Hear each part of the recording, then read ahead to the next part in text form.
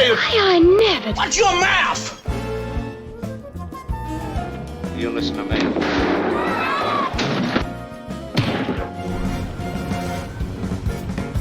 I'm gonna give you to the count of 10 to get your ugly, yellow, no-good keister off my property before I pump your guts full of lead.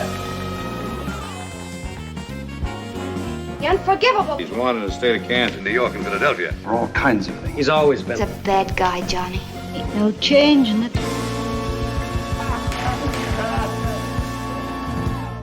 Keep the change, you filthy animal. Good morning. If I haven't gotten a chance to meet you, my name is Adam, and I'm one of the pastors here at South Hills, and get a chance to teach here the majority of the weekends at our Corona campus. And we started this series a couple weeks ago for the entire month of August called Triggered, and it's been fun kind of talking to some of you out on the plaza between services. A lot of you are like, this Triggered series is triggering me. And you're like, I didn't know I was going to do that. And we're not just trying to upset you and make you mad. The point is to hopefully stir some things up in you so that you can see where they're coming from, acknowledge that they exist, and get some practical tools to sort of resolve some of the things in you that are controlling you in ways that are wrecking aspects of your life and relationships. We just believe that God has a better way. And so until we know that that exists and what it is, we can't really grab access to it. And so that's what this series is about. And I want to encourage you, take some notes today. This is our third week, and we're going to keep going. And I think each week sort of builds on the last, but today will make sense if you didn't hear the first two. And I want to encourage you to write something down, because I think that the conversations that take place after a sermon, in a lot of ways, are more important than the sermon itself, because it's really where you're getting to wrestle with what you think. And there may be some things you hear today where you're like, that's helpful, that's interesting, I don't agree with that, I don't like that guy's shirt. Whatever it is, write it down, have a conversation over lunch about it, and see really how this information intersects with your life. And if you are taking notes today, the title of my message is The Wrong Tools. The Wrong Tools. How many of you would consider yourself handy? You're like, I'm pretty handy. Some of you are judging the people that raise their hand because you're like, not as handy as you think. I'm not very handy. I'll just admit that. I'm not handy. I am determined. And so sometimes I get fixated on like, we need to fix that, we need to deal with that, but I don't really know how to do it, and I don't really have the right tools for it because I really wasn't educated on like what tools do what. And so I just sort of grab whatever's nearby, whatever's available, and I just sort of do whatever I can do to make things better, and it doesn't always work, right? I'm talking like I have used a butter knife as a screwdriver, okay? Anybody in this camp, right, where you're just like, yeah, it's there, it looks like the same size. I feel like I should get points for being a genius. It's like, listen, you had to go find the exact thing. I figured out there's a size, I could figure it out, right? I'm talking about like using a shoe as a hammer. Anybody done this one? Like, it's possible. You can do it, right? One time my wife was wanting to plant like these new plants in the little beds in front of our house, and she was like, can you go out and dig holes that we can put these plants in? I'm like, absolutely. And then she left, and I was just like, what do you do this with? I don't know. I didn't know how it works. So I just went in the kitchen. I found the biggest spoon that I could find. I had this big serving spoon, and I was like, this thing is perfect. And I was like digging, and it took a little while, and she came out and she saw what I was doing, and she was mortified because it's like her favorite serving spoon. And she's like, what are you doing? You can't use that. You need a hoe. And I was like, don't you dare talk about yourself that way. And that is not what she meant. And then she was mad at me for two reasons. And I just tell you this because I think like this happens to a lot of us in life, right? Where we just try and grab whatever's nearby and do the best we can. And the problem with this is sometimes it works, but sometimes the wrong tool can actually make a bad situation worse, either because it creates conflict between you and the other person, or because you can actually do damage to the thing that you're trying to fix with how you're trying to fix it, because you're not using what was made to fix it well. We had this table early on in our marriage. It was like this little square table in the corner of our kitchen, and it was like a little 4-seater. And I noticed after a little while after we got it that it was uneven. And it did that thing where, you sit down and you've got like your coffee and your orange juice, and then it's like off kilter, and then things are spilling, and you're always trying to, you ever have a serious conversation with someone where you're trying to balance on the table? And I'm like, I got to fix this thing. And so I went out in the garage and I grabbed like the cordless electric screwdriver, and I went to just like, I'm like, if I just tighten this one screw, it'll be great. And I was trying to match it up, and it looked like the bit was maybe a little too small. And I'm pretty sure we had other bits, but I was too lazy to go switch it out and find the other ones. So I was like, this will be fine. And so I just decided that I was going to screw it in with the smaller bit. And that did not go super well. It just stripped out the entire thing. And I don't know if you've ever done this before, but it ruined it. And then I was like, now what do I do? And I'm trying different ways. And like now the table is still wobbly, but now there's no way to really adjust it. And I didn't know what to do. And it sort of puts you in this place where you're like, okay, I shouldn't have done that. I should have found a better tool, but this is what I had available. This is what I used. And now we're either just going to have to live with this wobbly table, or we're going to have to like rebuild this whole section of the table, which is like way too much effort. And you know what we did? We threw the table away. I'm ashamed to admit it, but that is what we did. We tried to live with it, and I was like, I can't do it. I can't do it. And we just threw it away, and we got another one. And that seems crazy, but like maybe you've been in a similar situation. And I think this thing doesn't just happen with furniture. I think it happens in relationships. I think it happens with people, where we just sort of grab whatever tool is available, and sometimes things just get worse. Like maybe your wife is telling you a story, and then she stops short and is just like, are you listening to me, or are you just looking at your phone? And you're like, oh, and that kind of pushes your buttons a little bit. She said it in like kind of a snarky way, and that triggers you. And so you fire back quickly with, if your stories were a little bit more interesting, I wouldn't have to scroll. And then she doesn't like that. And so then she rolls her eyes a little bit, and that sets you off. And so now you take your phone and you just throw it across the room, and you're like, does that make you happy? And it doesn't. It never does make her happy. And so now you're not on speaking terms, and there's all this tension between the two of you, and you've got to sit your kids down and explain to them why dad is spending a couple nights at grandma's house, right? Just expands the situation. Or maybe you're upset with this decision that gets made at work because you don't like it and you feel like you're powerless to do anything about it. And so you stop by the grocery store on your way home, and you get some Ben & Jerry's, those are they single serving sizes? I always assumed that they were. And you eat that thing, just to feel a little bit better. And you end up doing that 4 days in a row. And at the end of those 4 days, the situation at work is still the same. Nothing changed. It didn't address or get better at all. But now you're up 3 pounds and you have these headaches that you can't get rid of. And you're like, man, that didn't work. But I'm probably going to do it again today, right? And you can feel yourself pulling into that parking lot. Or maybe one of your neighbors, you're upset with them because their kids keep leaving their toys in the street, and that just makes you so angry that they're not cleaning up after themselves. And so you tell another neighbor, and then that neighbor, and you talk about another neighbor, and you never tell the original neighbor. And then the original neighbor finds out that you guys have been talking about them. And so then they turn you into the HOA for a garbage can infraction. Okay, which technically what you did was okay, but now you're going to have to go, and now you're in this all-out war with them. You can't stand them, and you don't know where your cat is anymore. And that is really disturbing, because you're pretty sure these people did something with it.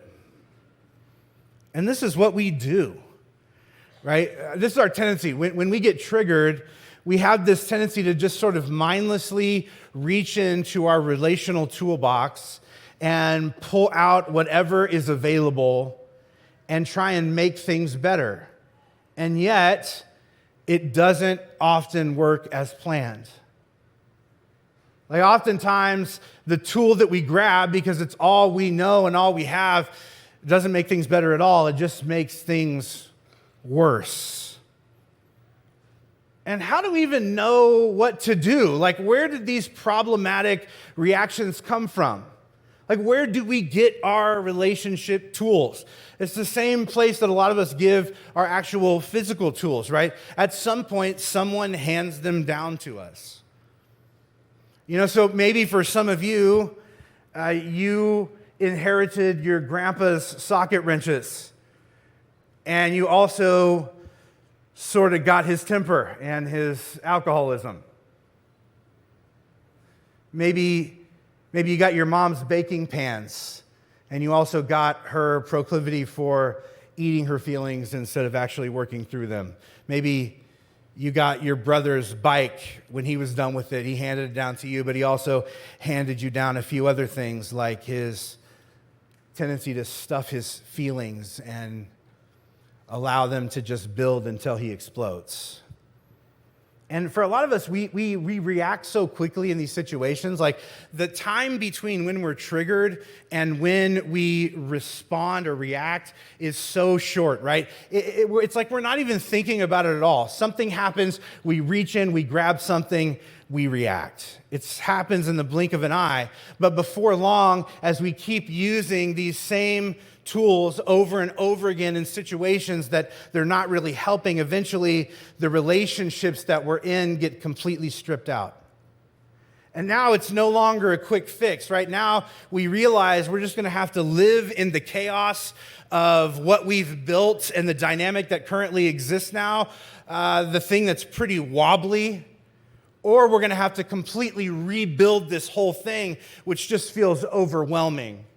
Who knows how long that's going to take, how much work or investment it's going to be. And so for a lot of us, we get to the point where we're so exasperated, we just decide that we are going to throw that relationship away.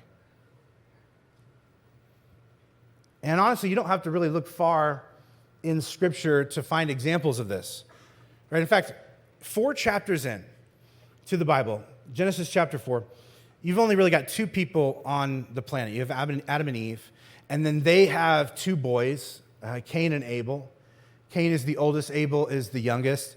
And right away, we find ourselves in a situation in which somebody isn't resourced with all of the relational tools they need to do the right thing in the right moment, and it makes everything worse. I just want to unpack this story for you. This is found in Genesis chapter 4, verse 2. And it says this: as these 2 boys grew older, Abel became a shepherd, Cain cultivated the ground, and when the harvest time came, Cain presented some of his crops as a gift to God. Abel presented the first and best of his flock, and God accepted Abel's gift, but not Cain's. This made Cain very angry, and God asked, "Why are you so angry?" Logical question. And I love that God asked this innocently. And I hope you read it that way. It's not God being like, "Why are you angry?" Right? It's God saying like, whoa, time out. Why are you so angry about this? He's trying to get Cain to explore his own feelings. He's trying to get him to get in touch with what is about to drive him into a reaction before he reacts in a way that he can't take back. He's asking him like, listen, could your anger with your little brother, and even with me, could it have something to do with what is going on inside of you? Could it be that you are seeing part of your shadow reflected back to you? Could it be that your ego is being insulted? Could it be that now that you're a man, situations that bothered you when you were younger are sort of being pulled back into this dynamic? Like, let's slow down and think about what this is really about. But Cain doesn't want to do any of that stuff. God goes on to say this in verse 7, "Watch out. Sin is crouching at your door, eager to control you, but you must subdue it and be its master." He's saying, listen, anger in and of itself is not a sin, but don't allow anger to sit inside you and simmer. Because over time, it's going to boil into this quiet rage that triggers a reaction that makes things worse than they already are. Like this sort of thing that's going on inside of you that I can see because I can see into you, it doesn't go away on its own. It has to be addressed, ignoring it or obsessing over it actually just amplifies it. Because the truth is, when it comes to triggers, if you don't take personal responsibility to resolve it, your passivity dooms you to repeat it.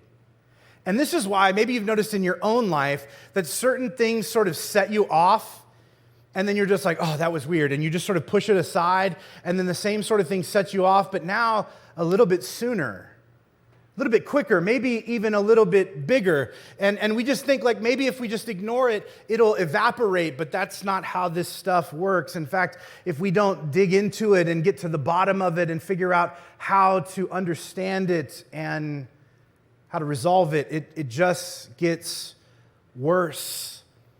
And all of us, we tend to sort of go in one direction or the other. We tend to obsess over it, or we can't stop thinking about it, and that just makes it bigger. Or we ignore it, and that just makes it bigger too. Neither are really looking into and addressing it.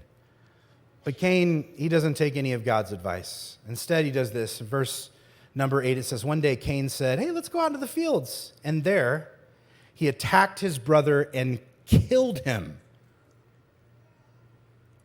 Some of you are like, why are there so many like murder documentaries that my wife keeps watching?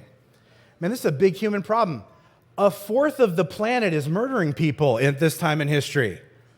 That's a lot of murder. I mean, it's just 4 people, but like 1 out of every 4 at this time, it's a big problem. And I know that some of you are just like, okay, I get what you're saying.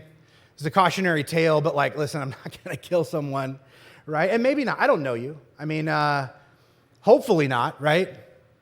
And maybe you're just like, I would never kill someone. I'm not really at that level, but like you have done other things that your anger has pushed you to do. Like you've assassinated someone's character, spread rumors about them, told your version of the story, edited out details to make them look horrible. You've destroyed somebody's reputation before. You have sabotaged an opportunity that someone had because of what you were holding on to about what you thought they did, whether it was real or not. You have pooped on somebody's party. You party pooper. It says in verse 9 that then God asked Cain, where's your brother? I don't know. Am I my brother's guardian? And the Lord said, what have you done? Your brother's blood cries out to me from the ground, and now you are cursed. And Cain is so ashamed of what he's done that he pretends he didn't do it. It's interesting, right? God, who knows everything, is asking Cain a question. When God asks you a question, it's not because he doesn't know the answer. This would be good for you to know. It's because he wants to see if you know the answer. It's because he wants you to hear your own answer. Oftentimes, God will ask us something so that we have to say it out loud and be like, that sounds crazy. Because things inside of our own mind seem sane because we're good at lying to ourselves. And he asks him, like, what did you do? And Cain is just like, oh, I didn't do it. He tries to lie to God, himself, and everybody else, but God corners him. And Cain realizes he's finally gone too far, and now he's cursed. Now, I don't know what comes to mind when you think about the word cursed. I think, like, in a lot of ways, Hollywood has sort of hijacked that term from us. You probably think of like a witch who's like casting a spell, or Disney's Hocus Pocus. I don't know what comes to mind for you. But that's not really what's taking place here. I think a better definition biblically is, in Scripture, really a curse is God allowing a negative pattern that you refuse to address to completely consume you. Like the thing that you don't want to deal with comes to define you. In other words, there's this thing that you don't want to deal with and you don't like about yourself, or people are telling you and you don't want to believe that it could be true, and you don't want to admit it, and you don't want to address it, and you resist having to work on it, and you do this for so long that eventually God is like, you know what? If this is really the way you want to be, I'm going to just let you be. We become so committed to lying to ourselves and living in a constructed reality that we made up that's actually wreaking havoc on us, that God actually turns us over to it. And this thing that you were trying to ignore until it went away grows so big that it actually becomes the thing people know you by. It's a scary thought. And interestingly, Cain only actually feels regret after he experiences consequences. Maybe some of you know somebody like that. Maybe some of you are somebody like that. And he fires back at God in verse 13. He says, "This punishment is too great. I can't handle it. I'll be a homeless wanderer, and anyone who finds me will kill me." And what I think is interesting about this exchange is that Cain spends time here arguing with God about how unfair he thinks the punishment is.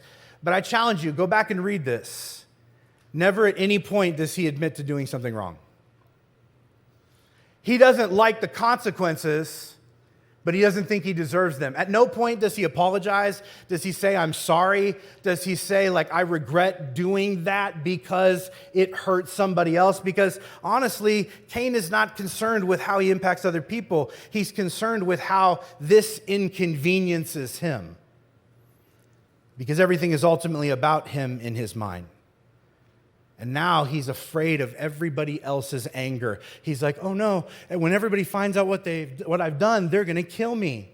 And it's like, why would he think that if someone didn't like something about him, that they would kill him? Because that's what he would do.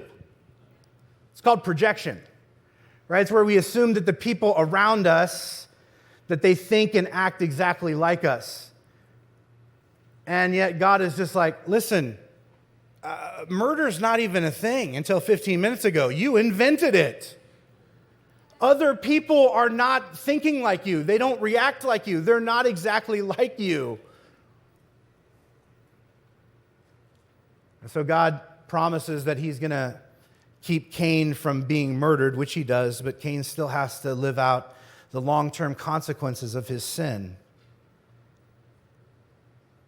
His relationships are shattered from then on. He's never able to piece them fully back together. And I got to tell you that you will find yourself in a similar situation if you continue to use all the same hand-me-down tools to react to your emotional and relational triggers. You may find yourself in a similar situation where you keep reaching for the same thing over and over. It's an impulse for you. And when you get pushed, you grab at the same reaction every time. And in fact, it's not fixing things. It's actually making things worse between you and the people around you. And the situation isn't resolving. The relationships are getting worse. But you keep doing it because it's all you know. You feel stuck. Remember the first time my grandpa took me to a hardware store? I was like 7 or 8 years old. I'd never been before. And we lived in a small town, and I was visiting my grandpa, and he was like, "I want to do this project. Let's go to the hardware store." And I was like, "What is this mystical place you speak of?" And we went in, and it wasn't even like one of the huge big box hardware stores now, like the mega hardware stores like a Lowe's or a Home Depot. It was like a little mom and pop like Ace Hardware somewhere. But I had never seen that many. I didn't even know there were that many tools. I was blown away. I was like, "Whoa, what is this place?" It was so amazing. I didn't know what any of this stuff was. I didn't know what it did. I couldn't believe that it was a thing. And I watched my grandpa go in and sort of explain the thing that he wanted to do. And somebody showed him to, "Oh, you want to go to this area? And I would suggest this. This is a little bit cheaper, but you could do this." And then he showed my grandpa how to use it. And I was just entranced the whole time. I couldn't believe that there was a place that you could go and explain what you were trying to do or what problem was facing you, and you could have someone introduce you to a tool that you didn't know anything about, and then show you how to use it, and then send you home with something better than you showed up with, like with a higher probability of being able to do what you needed to get done in a way that would actually make things better. And maybe some of you are like, "Man, that is cool. Wouldn't it be, you know what would be awesome? What if there was a place that you could go and then you could get like relational tools, right? Or emotional tools or interconnectivity tools, or like you could get stuff like that would actually make your connections with other people better. And I agree, there should be a place like that. There is. It's called the church, or at least it should be. And notice I said church, not Bible.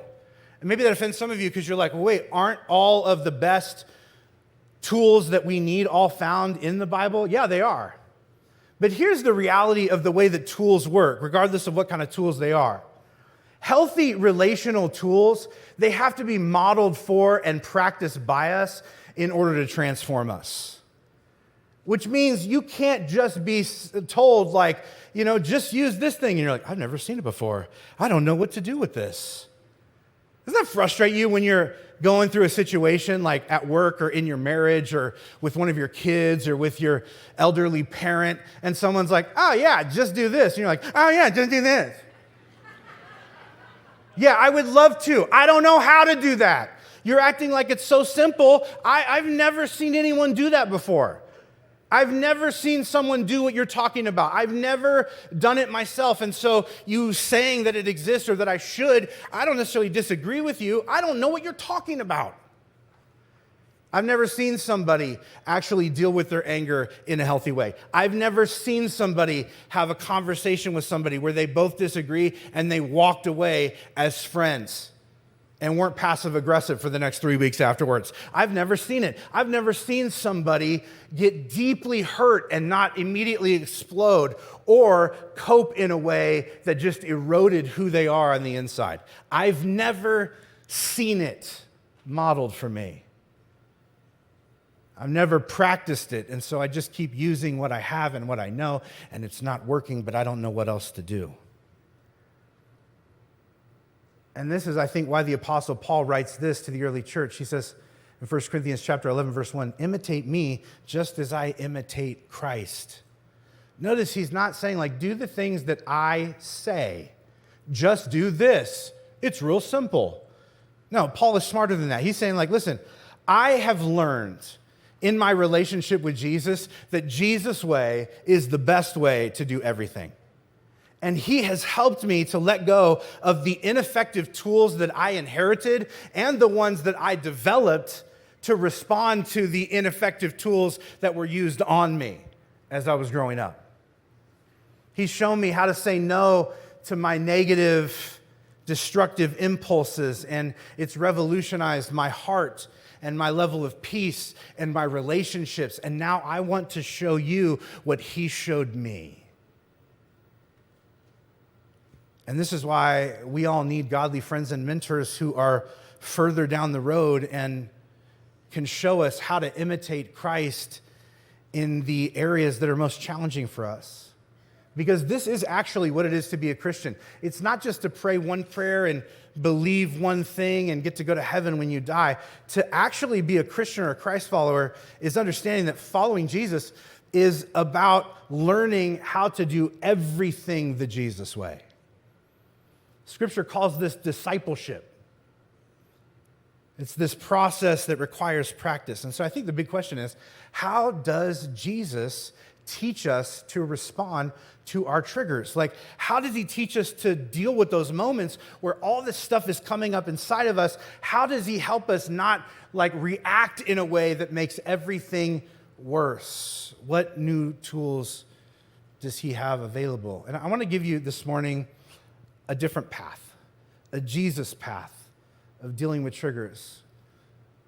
The path that really involves 4 steps, and I'm going to give you a couple of tools underneath each path point that you could use to navigate that piece of the journey that you're on with whatever is triggering you at the moment. But essentially the path is this: to recognize, regulate, reflect, and respond. And we'll just start at the beginning. It feels like a good place to start. To recognize. And part of the problem that some of us have is we don't recognize when we're being triggered until after we did the horrible thing that we shouldn't have done.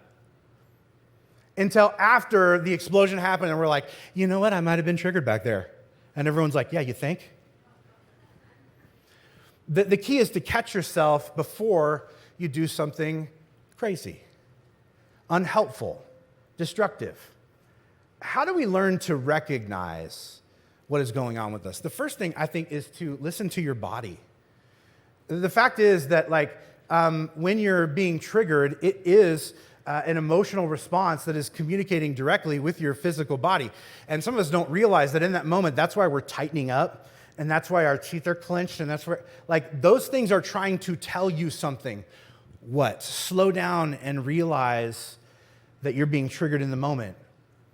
And then own your sensitivity. I think a lot of times we want to just blame it on everybody else. It's there. If they wouldn't, and here's the thing, they could do that same thing to someone else and it wouldn't be as big a deal to them as it is to you because you're sensitive in a particular way.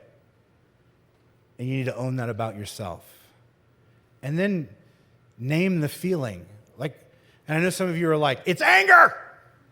Anger is a secondary emotion, which means it is on the surface covering up something deeper. Aggression is almost always covering up the vulnerable option we don't want to admit. What are you really upset about? What's the button that got pushed underneath? Besides anger, is it sadness? Is it insecurity? Is it anxiety? What's really going on with you? A lot of us, when we're being triggered, we tend to respond in two different ways. We either run away or we reach for control. And when you find yourself in a moment suddenly trying to do one of those two things, you are being triggered. Be aware of what is happening. Because sin is crouching at your door, waiting to take over and do something insane. The second thing we need to do is, once we've recognized what's going on, is to regulate. There's this psalmist who writes this journal entry, which I think is really interesting. He says this, Psalm chapter 131, verse 1. It says, Lord, I no longer concern myself with matters beyond my grasp. Instead, I calm and quiet myself. That's interesting, right? Essentially, he's saying this, God, I used to get triggered about all sorts of things because I want to be in control and I want things to be my way. And I've just realized, you know what? I'm triggered a lot less if I realize I'm not in control of the universe. And I don't need to get everyone to do everything the way I want it done. There are things that are beyond my grasp and I let them go. And I think it's interesting. He doesn't say, God, will you calm me down? He says, God, instead, I calm and quiet myself. I wonder if you've ever thought about this, that God wants a dynamic where you are reliant on him, but God doesn't need to rush in every time you're feeling a little bit emotional and try and calm you down. God actually wants to disciple you into being able to quiet and calm yourself. It's called self-regulation. Is that something you know how to do? Without booze? Right? Here are some things that I would suggest in the moment when you feel like you're being triggered. Push pause. Don't just snap back and respond immediately. Take a minute to gather yourself, to realize that you do not have to be pulled into this back and forth dynamic, that you have other options. In fact, you may need to take a break. There are moments where we get so flooded. This is where basically the two hemispheres of your brain disconnect from one another. The logical side of your brain shuts down and the emotional side takes over, and you stop having the ability to really reason through something. And in that moment, it's good for you to step away, to take a break, to be like, time out. I'm about to do something, say something that I'm afraid I can't take back, that I don't really mean, that I'm just going to do to get out of this situation. I'm not able to hear you right now. I need to reset. Some of us that are like this are usually find ourselves in close friendships or with partners that are just you will not take a break. You will stay here until we solve this right now, all night long. And you know what you're doing? You are forcing that person into a state where they may do something that you both regret. Sometimes we need to take a break, but it's always healthy to say, listen, when are we going to come back and address this? Is it going to be a half hour? 2 days? If you don't talk about when you're going to talk about it, the other person will be spinning out, wondering if we're ever going to come back to this. Breaks aren't forever, they're temporary. How long do you need? And it's okay for you to take what you need to regulate yourself and come back in a healthy way. It takes about 20 minutes for our brain to reconnect itself when we are completely flooded. Take a walk, go outside, do something to separate yourself from the moment, ground yourself. And some of you are like, well, what does that mean? Does it mean like you take your socks and shoes off and walk on the grass and hug a tree? Maybe, okay. Go for it. That sounds amazing. And it probably would help. But like just changing your posture, moving your body, standing, stretching, walking, surprising your senses is a way that sometimes will help you to regulate and reset, like drinking something that is really hot, sitting in front of a fan, letting it blow on you, change your actual physical temperature. Pass a fidget item back and forth to actually reconnect the two sides of your brain. Eat something slowly. Lay on the ground and close your eyes. Hold ice cubes in your hand. Like all these are just basic like neurological tricks to kind of pull you into the moment and out of the past that is being pulled into the present that's causing you to lose control in this moment. And once you've done that, reflect. Reflect. And this is because anybody can arrogantly explode. But reflection actually requires us to slow down and ask introspective questions about our impulses and actions. And you know what I've noticed, like just over my time of pastoring? People that insist that they are always right often end up doing things that are very wrong. And that's because they have no ability to admit that they are ever off or take feedback from anybody. And that is a surefire way to get yourself into a terrible situation. Humility is an insurance policy. It keeps you from blowing up your life and relationships. And how do you gain the perspective that you need in order to reflect? I would say that it's probably going to be not just doing it all by yourself, actually finding friends, mentors, counselors, a pastor, somebody that you can help you zoom out and see the situation bigger than what you have zoomed in on and started obsessing over in your moment, to get out of your own head, your own way, your own patterns. And that person will help you be able to bravely embrace reality. In other words, accept what is actually going on instead of what you are afraid is going on. We're so good at telling ourselves stories about what we think is going on that make us the victim and assume a lot of things about a lot of other people. Here's the thing. You do not have to like something to accept it. Right? You're not saying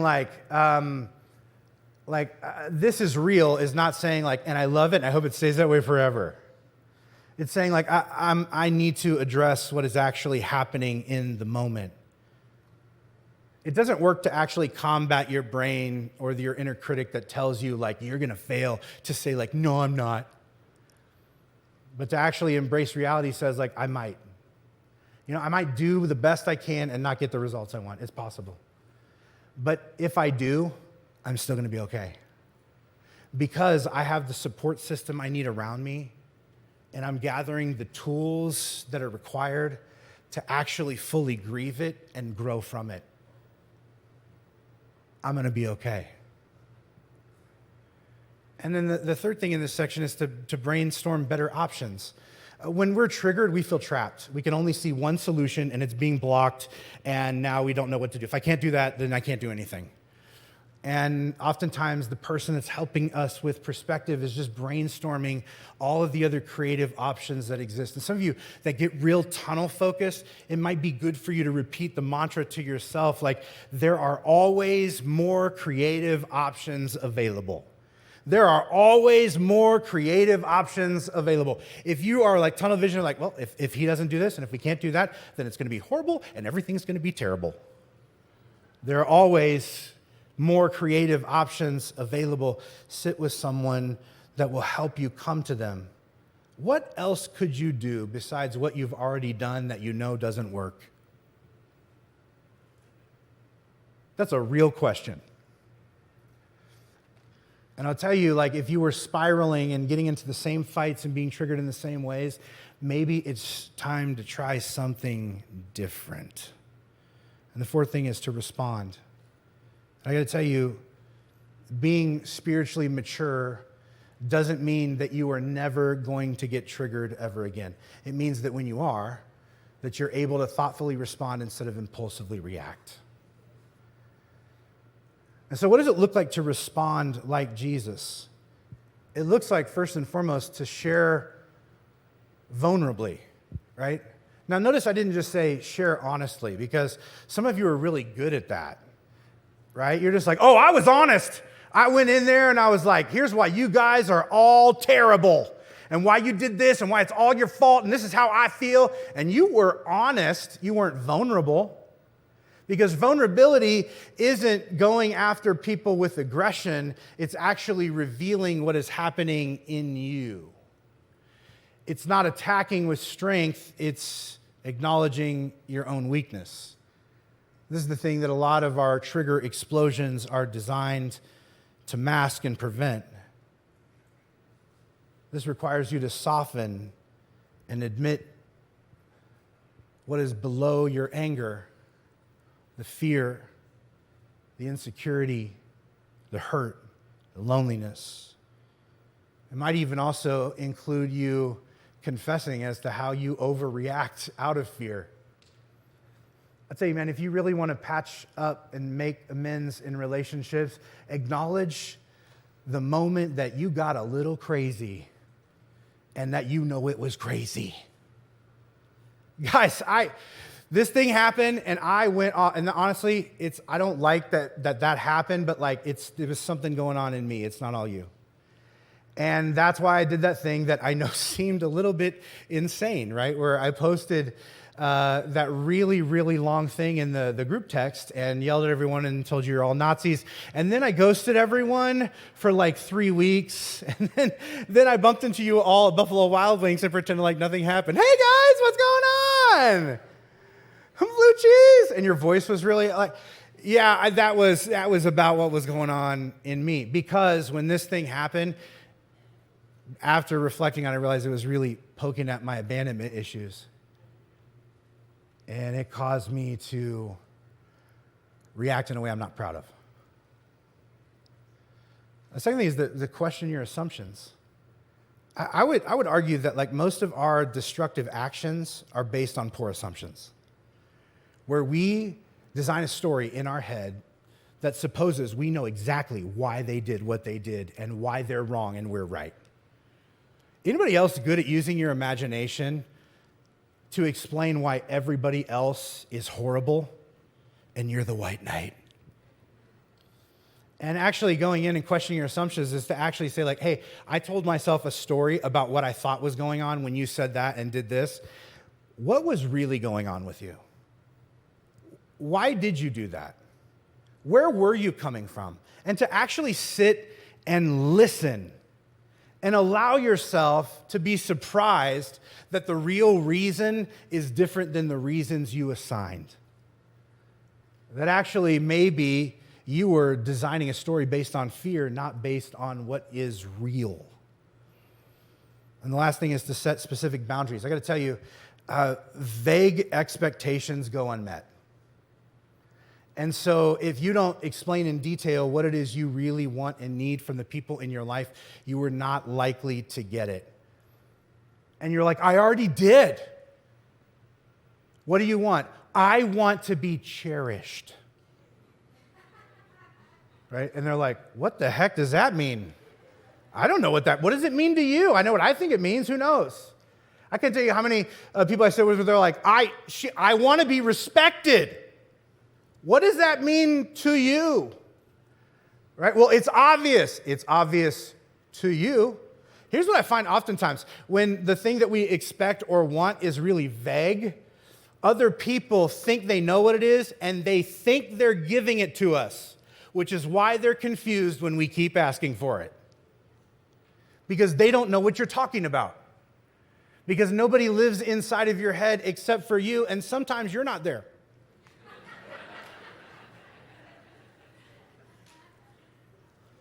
Every person's wants feel obvious to the one who wants them. But everybody else is going to need a roadmap. And this is true about you and the people around you. Every want feels obvious to the one who wants it, but everybody else needs a roadmap. They're going to need to be told in detail, this is what I mean by that. This is what I'm looking for. This is how I define that. Or else they're going to keep tripping over your triggers and never knowing why you keep exploding. And you're going to be even more angry because you feel like you've told them 100 times when all you've really done is say the same word over and over and over again that nobody knows a definition to. You ever played win, lose, or draw with somebody who's like draws a circle and then a stick, and then they're like, and you're like, what is it? Elaborate. And they're like, They just keep drawing the same thing over and over again. And you're like, we're not getting it. Elaborate. That's what they need from you. Now, I know I just gave you a ton of new tools. Like, you probably have that same sort of feeling of like a little kid walking into a hardware store and looking around and being like, oh my gosh, you just gave us all these tools. I didn't even know there were this many tools. Like, I didn't know, how am I going to, I don't know if I can master these, and you're not going to do it overnight. In fact, these things are sort of a lifetime of working through and developing.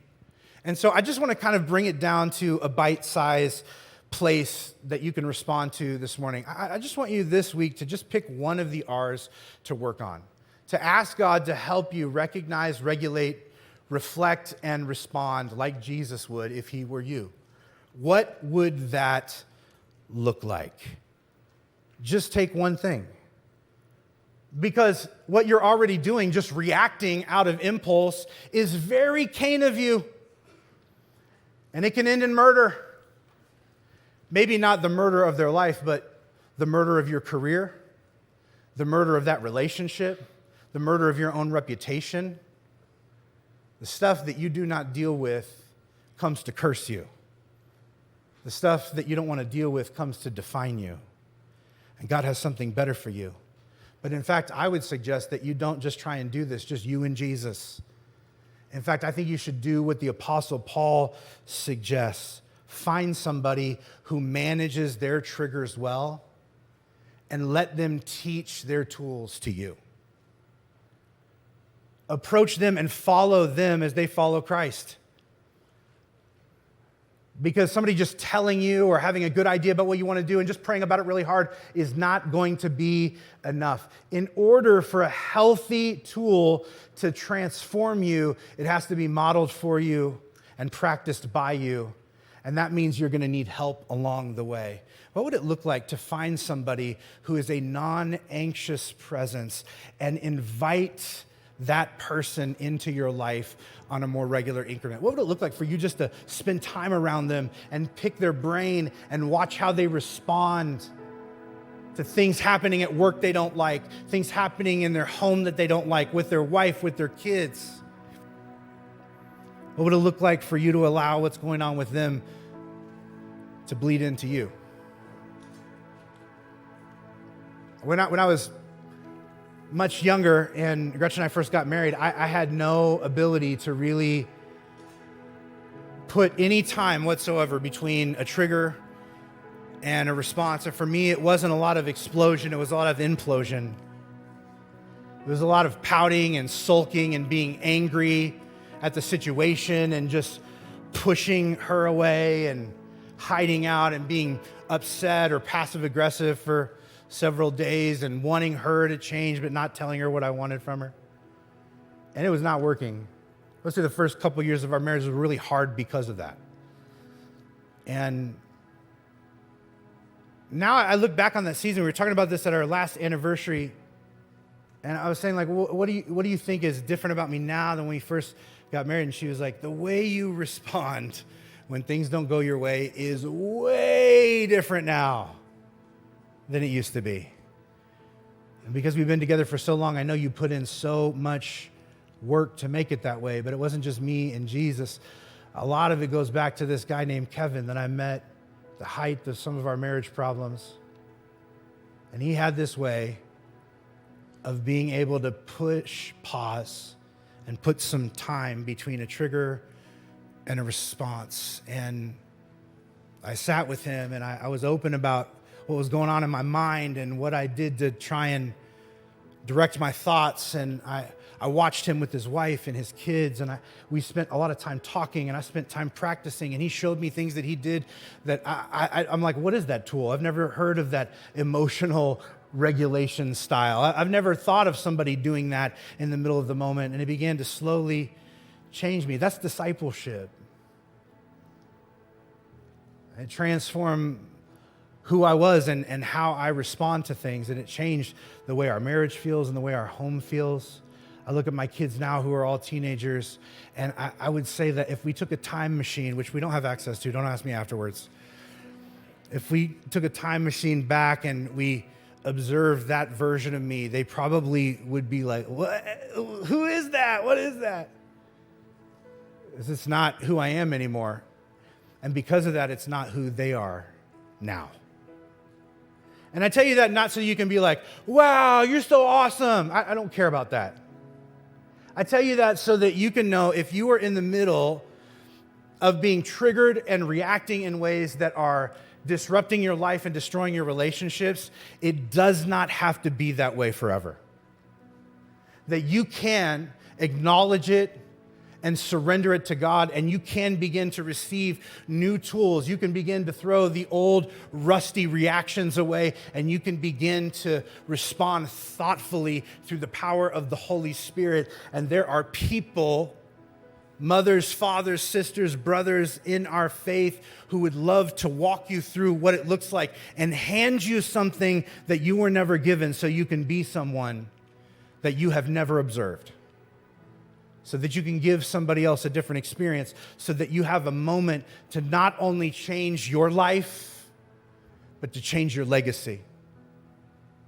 Wouldn't it be great to, instead of giving your kids a rusty old toolbox of broken stuff that doesn't work, you wheeled out this brand new double-decker. And when they saw it, it wasn't a surprise because they're like, oh, Mom, Dad, you have been showing me how to use this stuff since I was a kid. And now I know what to do. God wants to take you on that journey. That's what it is.